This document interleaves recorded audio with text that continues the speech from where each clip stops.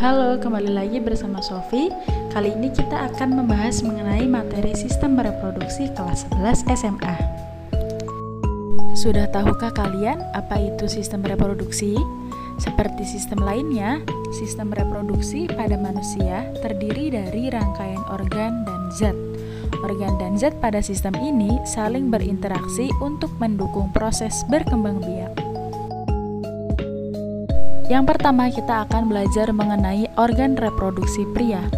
Alat kelamin pria berfungsi menghasilkan gamet jantan, yaitu spermatozoa atau yang disebut dengan sperma. Alat kelamin pria dibedakan menjadi alat kelamin dalam dan alat kelamin luar. Yuk kita sama-sama belajar mengenai alat kelamin dalam.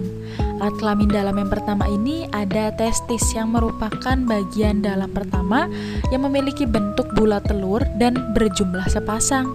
Terdapat pada skrotum atau zakar. Testis ini merupakan tempat pembentukan sel kelamin jantan atau spermatozoa dan hormon kelamin atau yang biasa kita dengar atau kita sebut testosteron.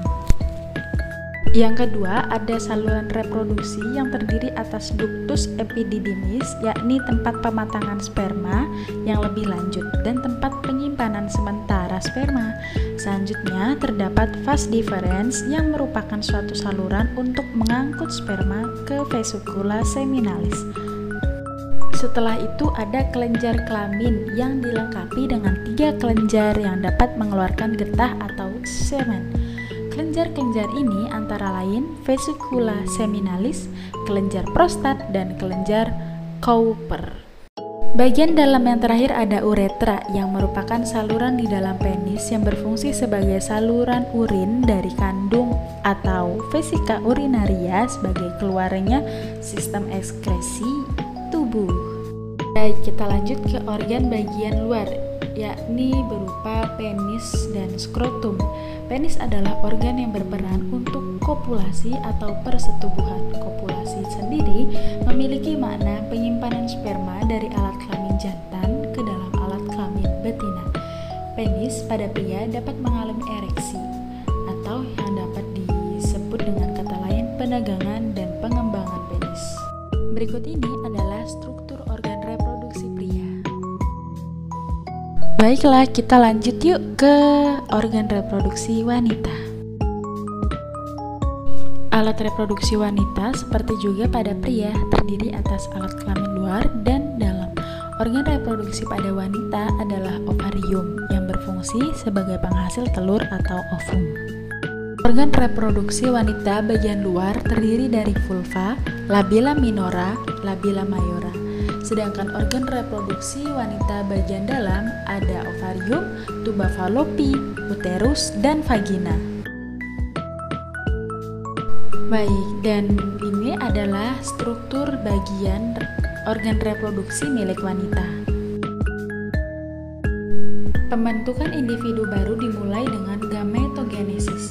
Selama gametogenesis berlangsung, pembelahan secara meiosis yakni berkurangnya jumlah kromosom dari keadaan diploid menjadi haploid. Jika 2 gamet bersatu pada waktu fertilisasi, gabungan kedua nukleusnya akan membentuk 2 N kromosom. Nah, proses yang pertama ada spermatogenesis. Spermatogenesis sendiri terjadi pada organ reproduksi pria, yakni testis. Dimulai dengan pertumbuhan spermatogonium menjadi sel yang lebih besar yang disebut spermatosit primer. Selanjutnya ada oogenesis.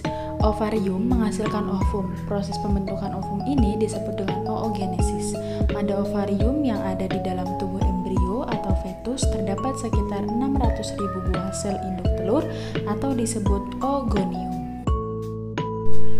Selanjutnya ada fertilisasi. Setelah sel telur berkembang menjadi matang dan mampu mengadakan penyatuan dengan sperma, maka akan terjadi ovulasi. Sel telur ini akan ditangkap oleh infundubilum, kemudian melewati tuba fallopi. Jika di tuba fallopi terdapat sperma, maka akan terjadi peleburan antara sperma dan sel telur yang akan dinamakan dengan proses fertilisasi. Kali ini kita akan membahas mengenai proses menstruasi. Pada wanita, jika tidak terjadi pembuahan, maka endometrium akan runtuh atau atau luruh keluar dari tubuh. Pada umumnya, siklus menstruasi ini terjadi setiap 28 hari.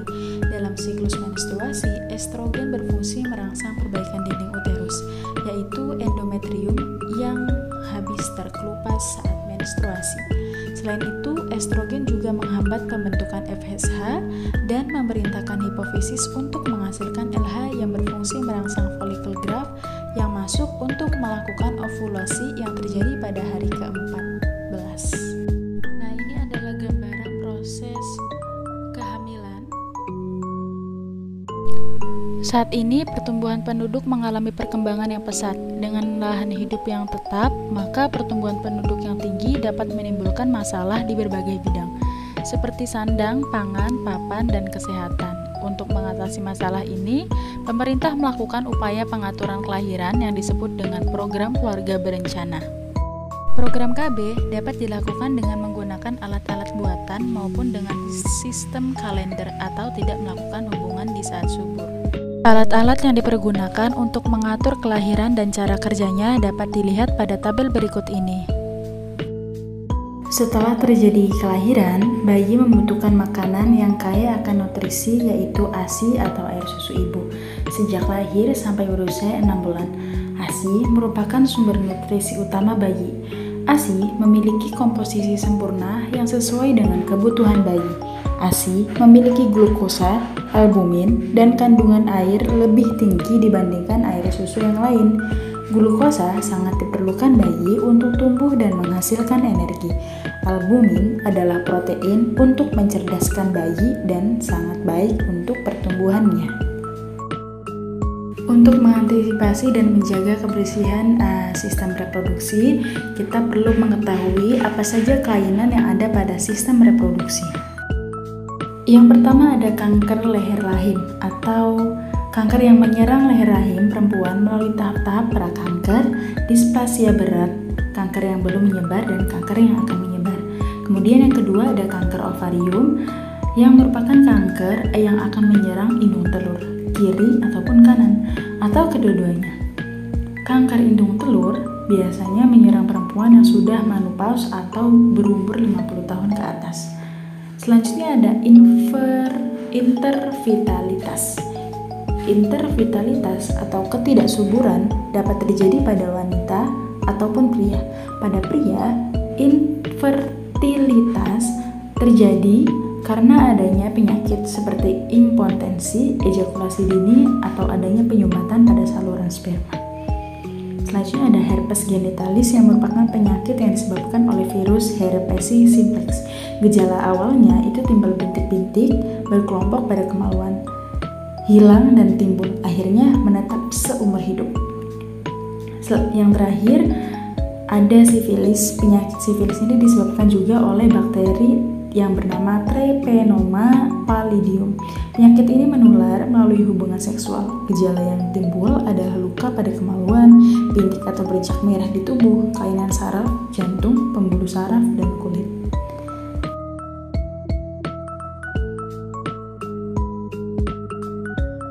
Sekian penjelasan mengenai materi sistem reproduksi. Sampai jumpa di materi selanjutnya. Bye-bye, terima kasih.